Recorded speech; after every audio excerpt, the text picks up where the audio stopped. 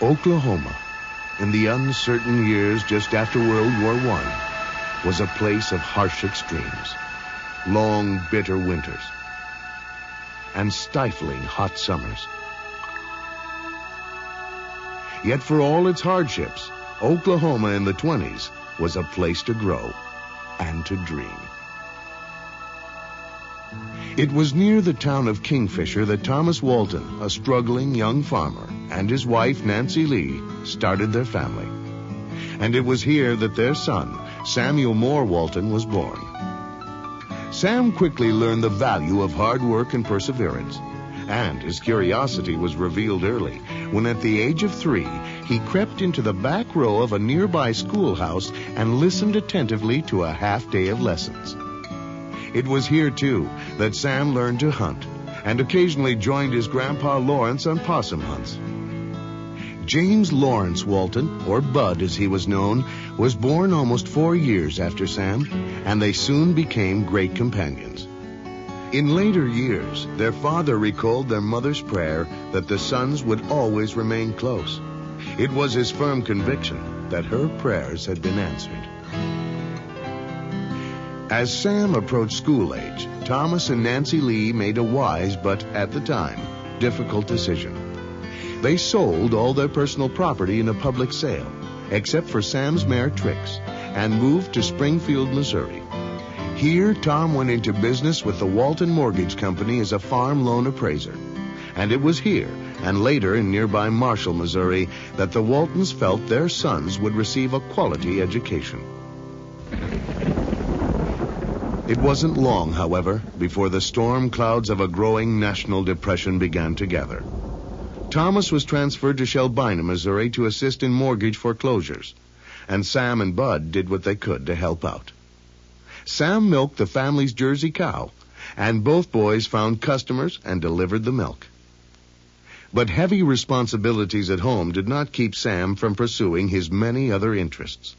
And it was during this time, as the highest-ranking Boy Scout in Shelbina, that the 14-year-old Sam Walton rescued and, using his training, successfully resuscitated a boy who had gone down for the 5th time in the Salt River. Sam completed his freshman year at Shelbina, and in 1933, with the economy gradually improving, the family moved to Columbia, Missouri. Here, both Sam and Bud attended the David Henry Hickman High School, and it was here that the leadership ability of both boys became very apparent. As a halfback for the Hickman Cupies, Sam helped take his team to consecutive state championships in 1934 and 1935. And his basketball team became state tournament champions in 1936. Upon graduation, Sam had participated in nearly every high school organization. And as the student body president, Sammy, as he was affectionately known by his classmates, capably delivered his graduating address on the topic of leadership. Following in Sam's footsteps, Bud also helped his school win the state basketball championship and served as class president in his senior year in 1939. Sam worked throughout his school career, earning his way by delivering the local newspaper. After finishing high school, he went on to the University of Missouri and Columbia, where he graduated with a major in economics. He pledged Beta Theta Pi fraternity and was quoted in their chapter's publication as one of those rare people who knows every janitor by name, passes plates in church, and loves to join organizations. Bud chose to attend Wentworth Military Academy in Lexington, Missouri. But upon graduation, both Sam and Bud started their careers in retailing with the J.C. Penney Company in Iowa, Sam in Des Moines, and Bud in Cedar Rapids. Earning $85 a month, Sam would use his lunch breaks to comparison shop at other stores, a practice he continued at Wal-Mart.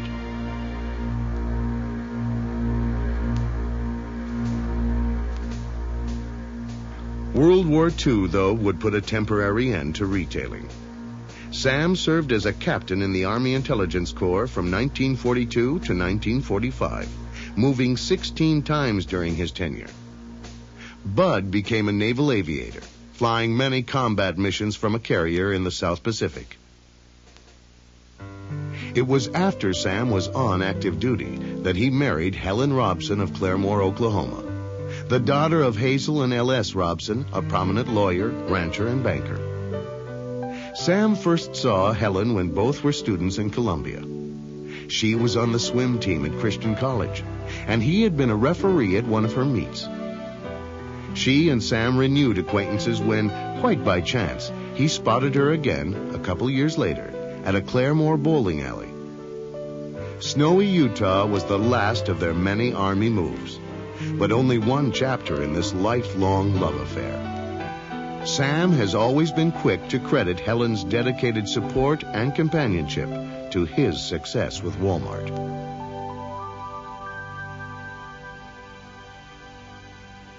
Sam and Helen have lived in Bentonville since 1950, and there they have raised their 4 children, Jim, Rob, John, and Alice. It was really Helen who persuaded Sam to settle in a small town, citing the quality of life and the importance of community and small-town values.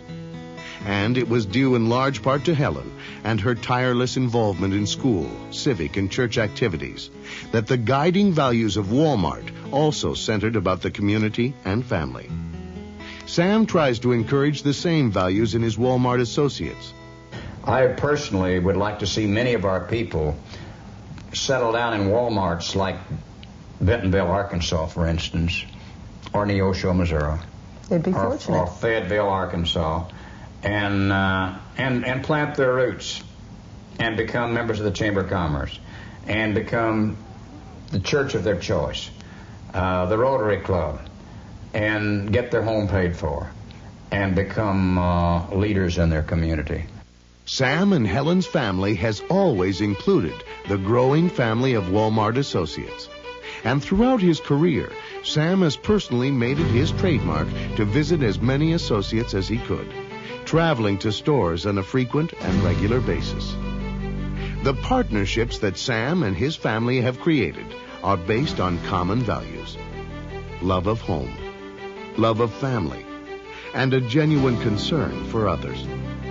Perhaps Thomas Walton said it best: Wal-Mart has leaders with love for their fellow man. The partnership that created the legacy of Wal-Mart endures nearly 50 years after Sam and Helen first met. And it's a partnership that continues to shape the values of a company known as Wal-Mart.